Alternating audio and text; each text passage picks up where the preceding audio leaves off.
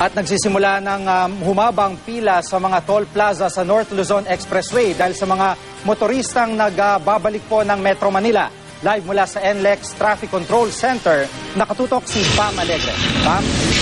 Gigi, mabigat na ang daloy ng trapiko sa North Luzon Expressway o NLEX, lalo na sa southbound lane, lalo't ngayon na nagsisimula na magsibalikan sa Maynila ang maraming motorista. Silipin natin ang sitwasyon sa Bocaue Toll Plaza. Ito ang dulo ng NLEX kung saan nagbabayad ng toll ang mga motorista. Usad pagong na ang linya at sa katunayan binuksan na ang 3 spare lane na makikita nyo sa gawing kanan ng inyong mga screen. Pumunta naman tayo sa Dau Toll Plaza sa Pampanga. Ito ang unang pinapasukan ng mga motorista para makapunta sa NLEX at mapapansin natin na southbound lane ay nagkukumpulan na ang mga sasakyan at halos wala namang sasakyan sa northbound lane. Sa tansya ng pamunuan ng NLEX, mahigit 200,000 na mga sasakyan ang dadaan ngayon sa NLEX. 15% to 20% na increase sa average na 160,000 vehicles per day dito sa expressway. At sa kabutihang palad, walang naiulat na malalaking aksidente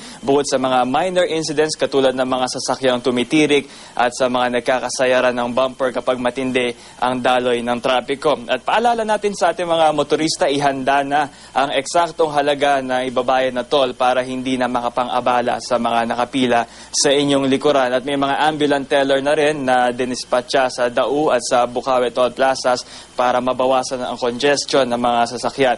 At ayon naman sa pamunuan ng NLEX, magkakaroon ng road repair sa April 2 pagkatapos nga ng dagsa ng mga nagsiuwian pabalik sa Maynila. Yan ang latest dito sa NLEX Traffic Control Center. Balik sa'yo, Jiggy. Maraming salamat, Pam Alegre.